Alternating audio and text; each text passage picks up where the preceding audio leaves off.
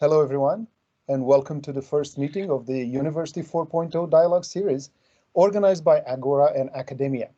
I'm George Sipos, the editor of the University 4.0 newsletter and host of the University 4.0 video dialogues. The aim of University 4.0 is to create a virtual space for debate about the future of higher education and, by extension, of our society in general, as we see daily the advance of artificial intelligence, virtual and augmented reality environments, increased digitization of industry, healthcare, public administration, and government, to name just a few. And if they weren't clear before 2020, at least for some, the COVID-19 pandemic has made evident the crisis in so many areas of our society. We will meet here with leaders in higher education as well as in other education levels, but also with leaders from other domains that will impact the transformation of our society. We will discuss the good and the bad, the challenges and the opportunities in an open debate format, and we invite all of you to join us with your comments, opinions, and suggestions. After all, we're all in this together, and education has an enormous impact on our lives and the way we build our future. For our first conversation, we invited Brad Farnsworth, a leader and expert in international education and founder of Fox Hollow Advisory. Brad has more than 3 decades of experience as a campus leader, instructor, and associate executive. A recognized authority on China, he has traveled there since the early 1980s, and he maintains strong connections with Chinese universities and the Chinese government. And this is yet another aspect where Brad and I feel like we have an affinity, as I'm a specialist on Japan, he's a specialist on China. So there will be an Asian component in this conversation today as well. Brad is based in Washington, D.C. currently, and he's an expert on international higher education policy, including skilled immigration, research funding and regulation, and international student recruitment.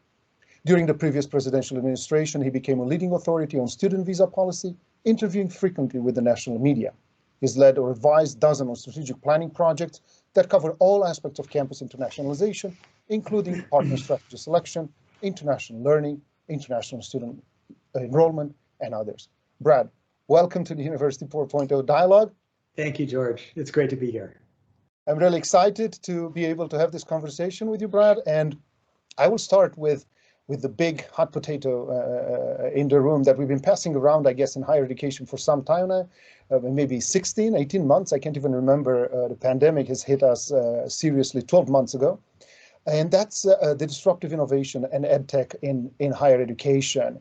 The conversation started really 10 years ago with Clayton Christensen at Harvard Business School talking about the innovative university and how edtech is going to change the world and universities will fall down and there's all gloom and doom and all that. 2020, Scott Galloway from NYU Business School continued that conversation and said the same thing. What do you think?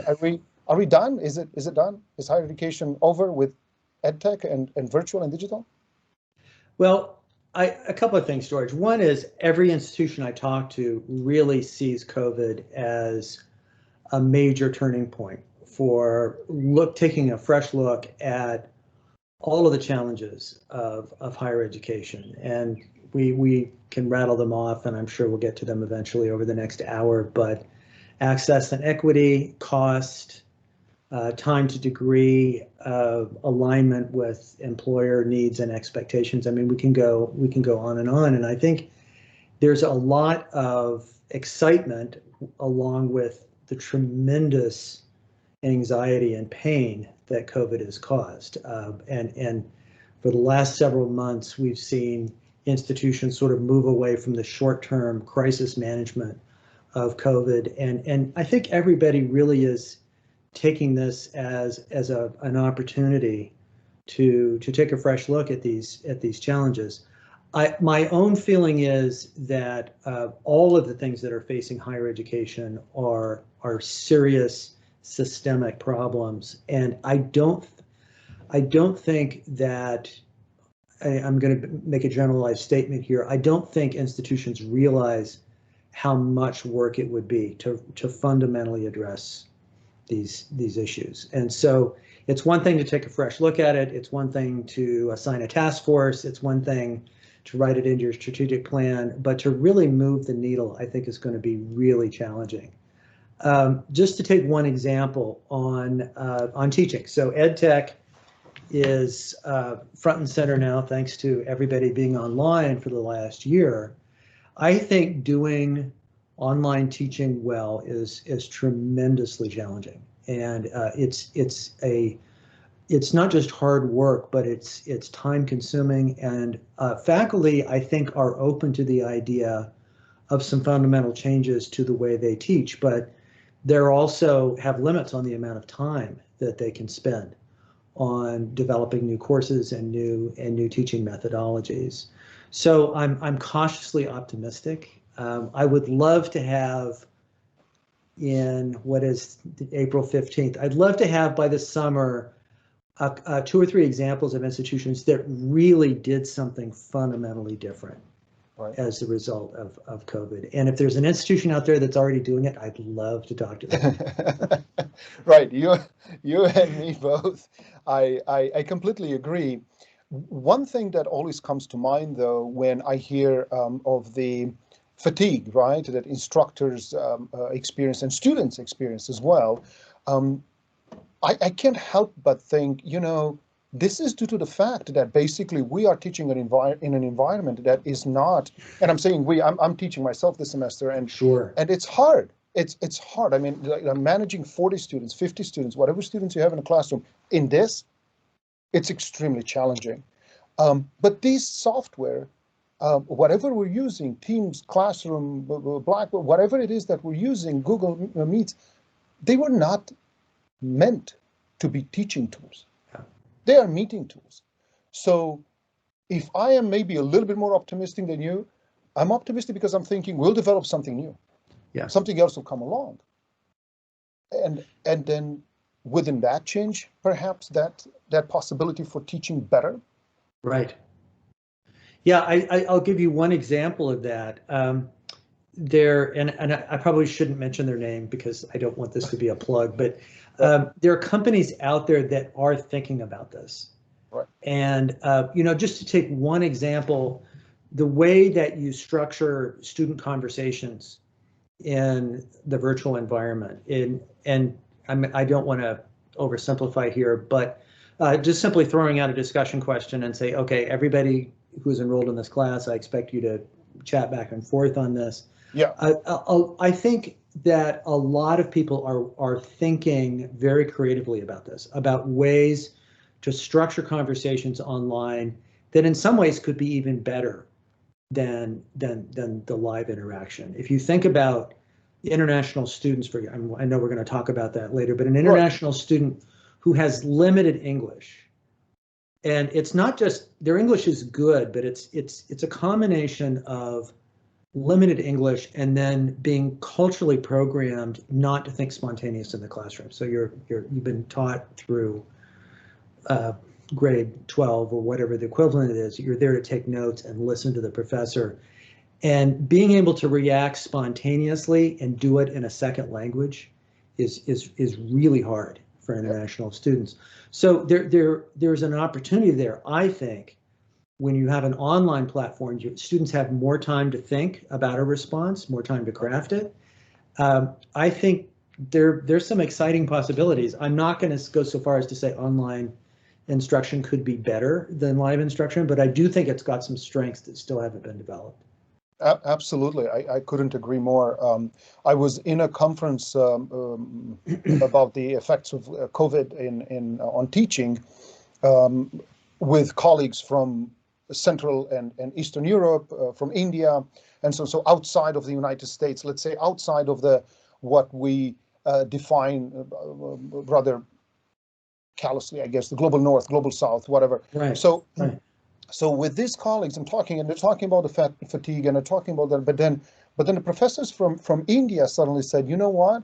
Actually, I feel that there's a lot of excitement in India, not just at education level, but at a social level, at corporate level, at governmental level, about the possibility of moving in a virtual environment altogether, because he was saying, he was giving this example, how tremendously interesting it would be to actually be able to teach in a virtual classroom where you have at your fingertips as an instructor everything you want to show to the student right there. If you're a history professor, you can show them the ruins of such and such in that virtual reality. You can pull in the data, the information that in engineering, he was a professor of engineering.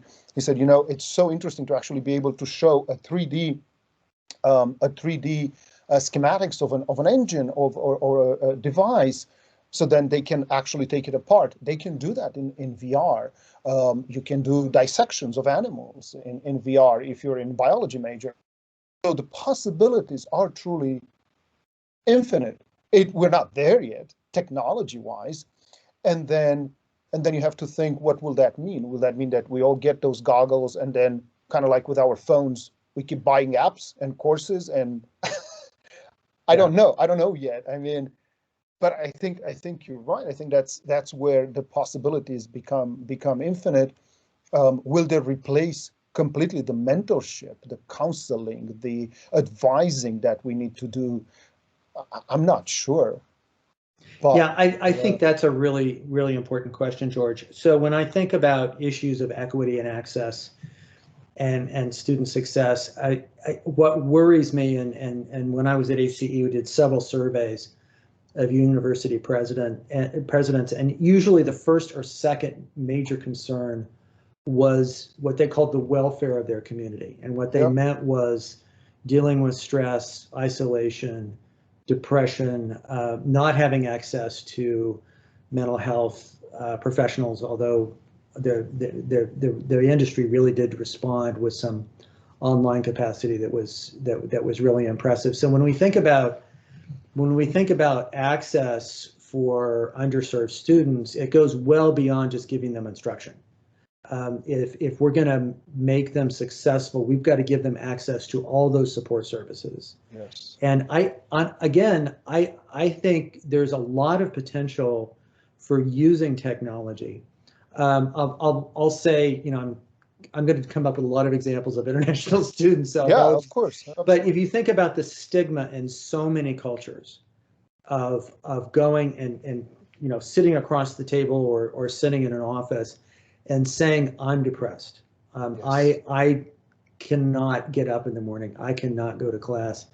I'm convinced there are technologies where the intermediation can actually be much more successful if it's done through some technology platform, particularly with students who come from a cultural background where they're just not comfortable openly talking about these issues. But I think more generally, beyond international students, I think all students at risk are going to need a lot of support in this virtual environment, and that problem has to be solved along with the pedagogical challenges. Absolutely. I mean, I think that some of the schools out there are trying now to create social hubs, right, for the students who are stuck at home. They do take courses online from universities in the United States, the UK, and Australia, and so on, but then they have their own social groups where they can actually be with other students, even during the pandemic. I think a lot of the schools, and I'm not going to give names, just like you said earlier, in mainland China have this type of social hubs now where students get together, basically. Yeah. And even though they do online learning, they do it together. So there is a lot of that. There is a lot of that social interaction. I mean, we are, after all, social beings. We can't really just constantly be in a VR reality, And this is an issue that I think we posited for years now in terms of, what is our ethical, moral responsibility towards one another, even if we develop AI intelligent enough to compete with us, or VR intelligent enough to completely take us out of reality. This is a major conversation that that is still been happening. So to go to international education, as we're both in international education, and I spent years imagining ways in which digital learning will be a phenomenal tool, especially for United States students, or in my case for Japanese students who did not want to leave home. They did not want to travel, and some of them just could not. They could not afford it. I mean, it was completely untenable for a number of my students back in certain universities in the United States to imagine traveling abroad. So can virtual education, can digital education replace that? There are examples out there of universities that are doing a number of things but is it the same? What is your instinct on this? My instinct, George, is there's a market there, but I don't think it's as big as people think it is. I think face-to-face interaction is still very valuable to people, and I think there are lots of very promising niches there. If you think about certificates where you're training toward a very specific competency, and there's nothing that motivates like being sort of a mid-career professional and knowing that knowledge you gain can be immediately applied to work and be rewarded. So I think there are millions of self-motivated people out there who can benefit from the virtual world. But if we think about more traditional audiences, undergraduates, I still think, and even graduates in professional degree programs, and as you know, I taught in a business school for many years. I think those audiences really do need to interact face to face, and I think there are a lot of ways you can augment and strengthen those experiences through technology. But I think that there really is something quite magical about face-to-face human interaction. I just finished a webinar today where we were talking about the future of student exchanges. Mm-hmm. And I was moderating, but the speakers were all saying the same thing, because a lot of institutions now are experimenting with what's called collaborative online international learning, yes. And actually Japan is a true leader in this. And so a US institution, a Japanese institution, they partner, they co-develop a course. The students are working together in a virtual environment. It's very cool stuff. But what people were saying is it is a separate track. It's not ever going to replace traditional study abroad. If you really want to get immersed in a culture like Japan or like China, you really have to go there and you really have to experience things firsthand.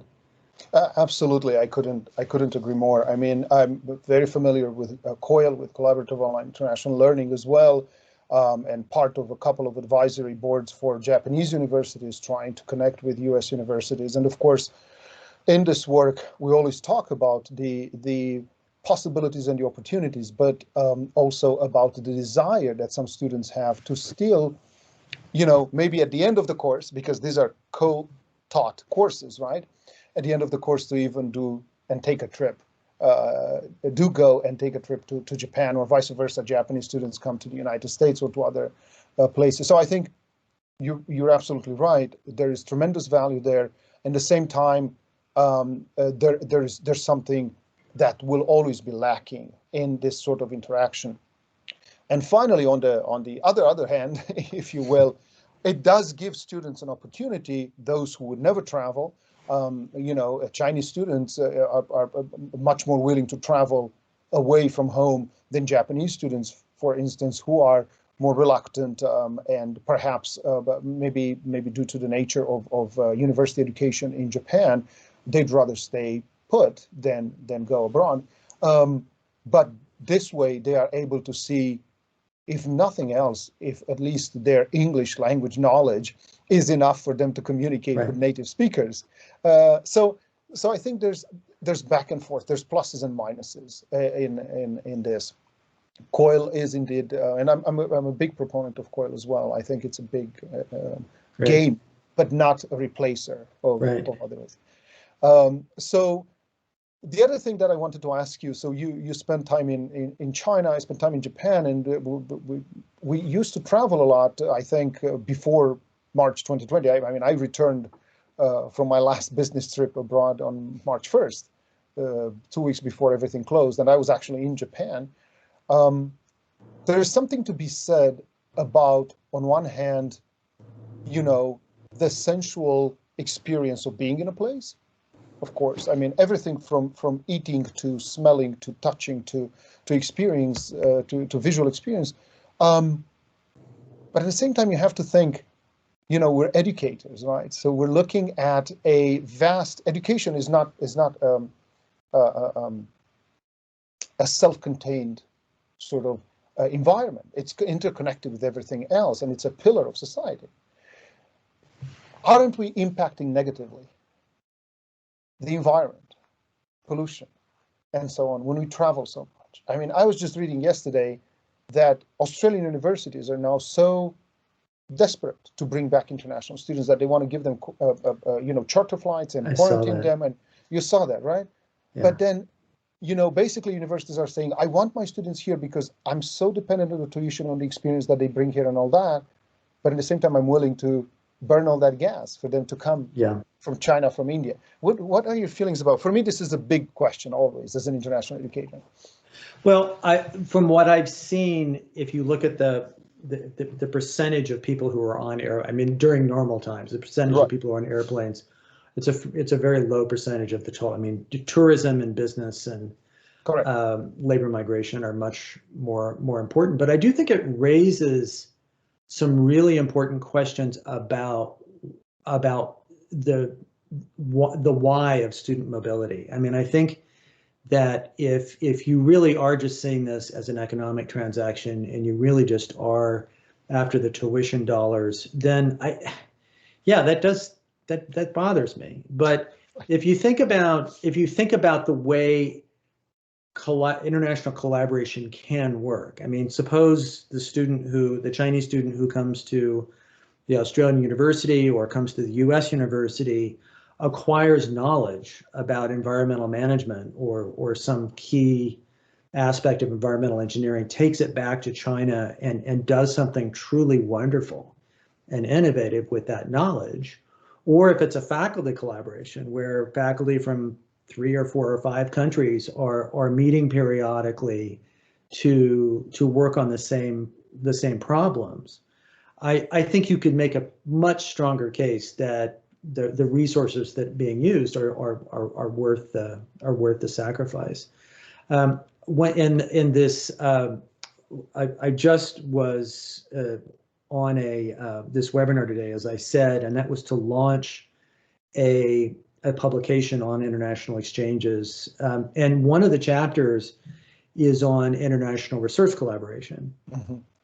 And there's some really exciting possibilities in the virtual world there. So if you think about the sort of traditional way that scholars collaborate, maybe it's a Chinese national who comes to the US, does their PhD here, stays in the US, and maintains their contacts back in China. And so there's bilateral cooperation going on there. What I'm learning from this article and from talking to people who know a lot more about it in the field is there are all kinds of ways that you can facilitate research collaboration using technology. And a lot of the way people meet each other when they're collaborating on research projects is the same old way they met 25 years ago, which is we meet at a conference, or you are somebody's student and then you graduate and then you maintain that tie to your advisor.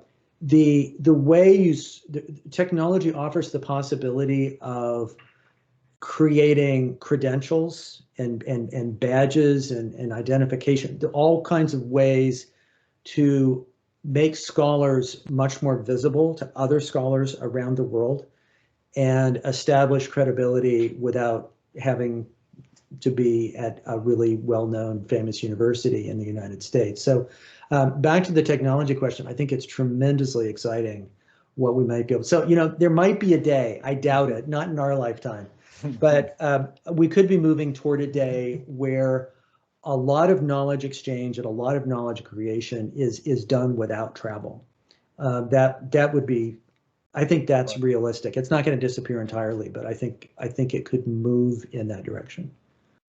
Great, thank you. Yeah, that's very interesting. For me, the key to travel is also resources. When I think about international students, and we will go towards international student recruitment and international student mobility for degree seeking students, I always have to wonder how many students are not actually able to go to pursue a degree abroad, especially again students from the so-called global south. I don't know what to call it exactly, but they might not be able. I mean, again, I'm originally from Eastern Europe, right? I'm Romanian. I know that for me, it would have been a completely impossible endeavor to even travel, to pay for an airplane ticket. Yeah. To get to the United States if I didn't have a scholarship, if I didn't have some financial aid from the university. So it begs the question, I believe, what about those students? How many of the students who actually want to travel abroad, want that opportunity to get a degree abroad, especially in a big university in Australia, in the US, in the UK, Canada, New Zealand, can actually afford it? I mean, some statistics are saying maybe 1 in 4, maybe 1 in 5. The others have to stay put because they can't afford it. Some of them might be able to afford the tuition, but everything else is just overwhelming when it comes to cost of living, food, books, Absolutely. and so on and so forth. What are your well, a couple of things. One is that there are, when you look at the way that higher education is delivered in the global South, in developing countries, it's overwhelmingly funded with public money. The quality is very uneven, and I'm being polite there. Right. I mean, they're just, if you're a very talented, bright, as I'm sure you were when you were young, you probably felt like the local university environment was just not that challenging, and you thought, okay, if I have to get that credential, that's my only option. And I'll give you another example. We have a young man who lived who's from Egypt, who lived with us. Okay. As an exchange student, and now we call him our son because we're so close. I mean, it's like feel like foster parents. And he went back to Egypt and could only afford to go to the local public university, and was, the quality was very low, but he knew he needed to get a university degree, and eventually finished, and he's now back in the US and very successful in the technology field. But the point is, there's tremendous potential for, if you pick a price point, maybe it's $5,000. And let's pick a really big market like Nigeria. Right. Well, what is there domestically that for me, $5,000, you should be able to deliver a quality, $5,000 a year in tuition, just my own back of the envelope calculation, that in most countries you should be able to deliver a quality university degree for that.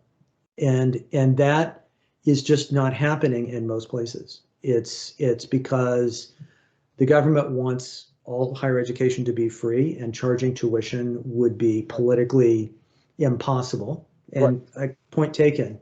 But it does mean that if you are in your position that you just described, you're ambitious, you're bright, and you're willing to spend some money, not a lot, but some money on your education, you just don't have that many options right now. And this is where I don't know if technology is part of the solution, but we've talked a lot about innovation in the United States and higher education, but it's really a global problem. Higher education really does need to look at serving these audiences much more effectively. The other thing I'll say is there's a lot of interesting experimentation going on with financing.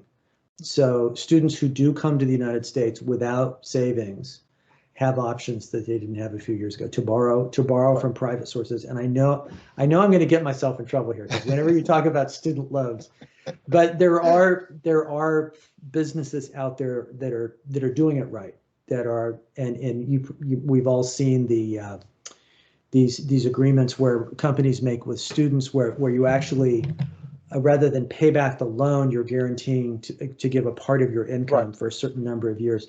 I think all of that will eventually migrate over to the international student group, and that will also offer some opportunities for students. But it is a huge, I mean, I don't know what that ratio is, but for every student who can afford to come to the United States, and whether it's China, Eastern Europe, Africa, there are many more who could pay something, not not the 30 or 40,000 a year it's going to take to get a degree in the United States, but they could pay something.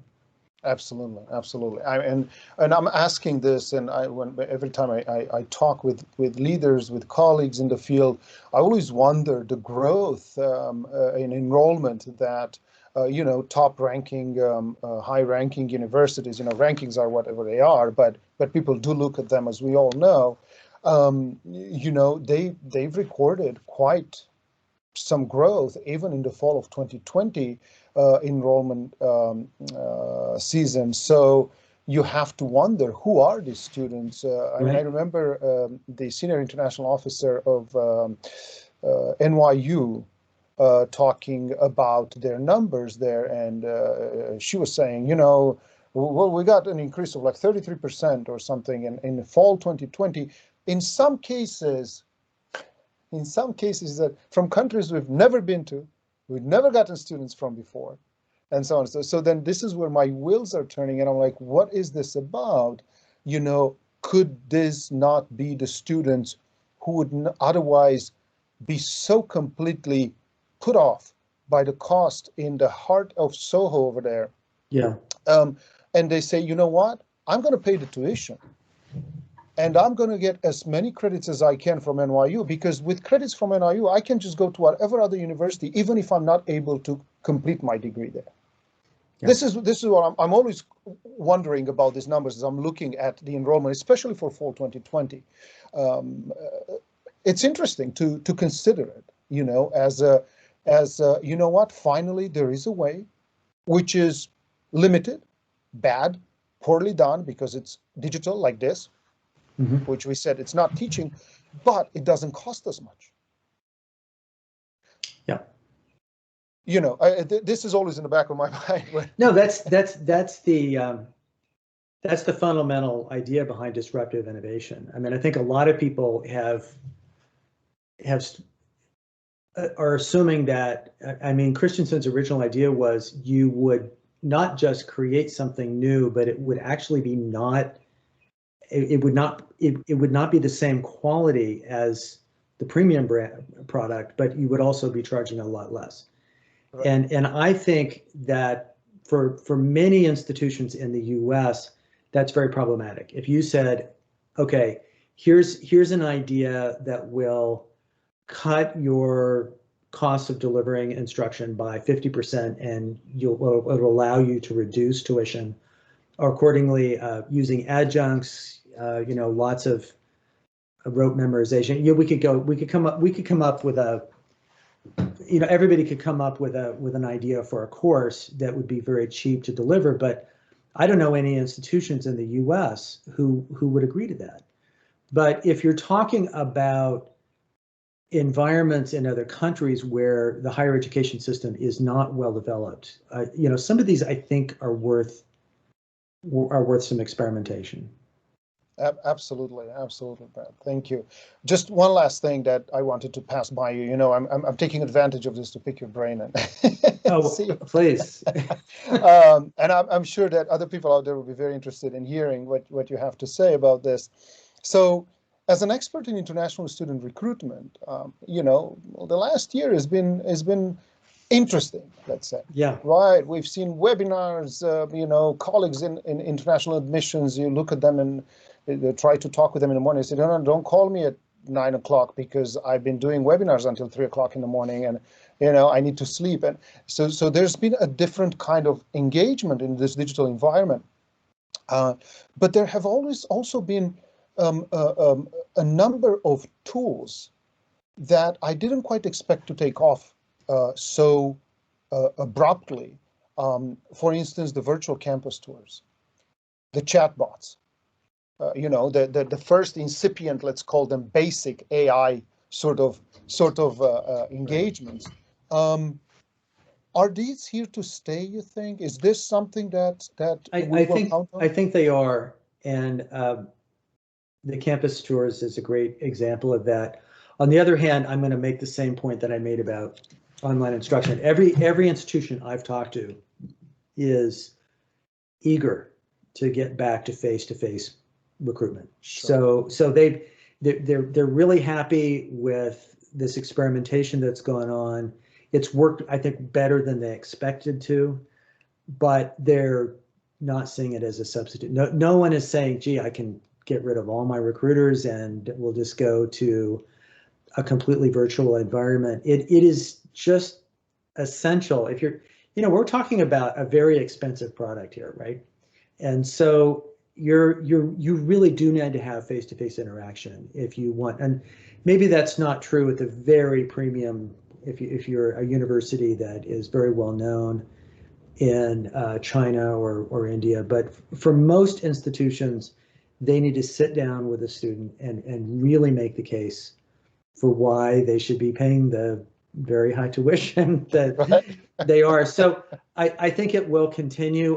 One thing that I think is really promising, and I've seen a few institutions do it, is some sort of academic work that could potentially count toward either academic credit or could be included in your application portfolio. So you're MIT, and we're gonna give you this sort of mini course in physics, and it's a way of sort of it gets us a chance to look you over and see how your mind works. And worst case, you don't get into MIT, and you've got this nice little certificate that says you went through this.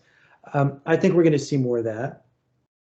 I think there will be more of I think that universities are going to be more committed to a really robust digital presence. I mean, not just a website, but social media. I mean, all that will expand, but it's not going to replace we're still going to be getting on airplanes. The face-to-face, right? The face-to-face. Yeah. Yeah, well, I've done that job for a number of years myself, and I know the pluses and the minuses. I know the hardship, and I know the the good things about interacting with students, phenomenal students all over the world, and in different places. Brad, this has been extraordinary. I'm really excited that we were able to steal some of your time. Oh, yeah, it's my pleasure. I really enjoyed talking to you, and good luck with the series. I'm really looking forward to learn. I'm sure I'm going to learn a lot from the other speakers once you complete those interviews. Right. Thank you so much, Brad. And with your permission, we will put your contact information out there. Right. And we will have, perhaps some of the people who are watching this will want to continue the conversation with you or ask for your expert advice. So hopefully they will get that opportunity. So once again, thank you for joining me today. And we'll continue this conversation, hopefully in a different environment, in a different place and time. I hope so. Thanks again, Thank George. you, Brad. Thank you. Bye.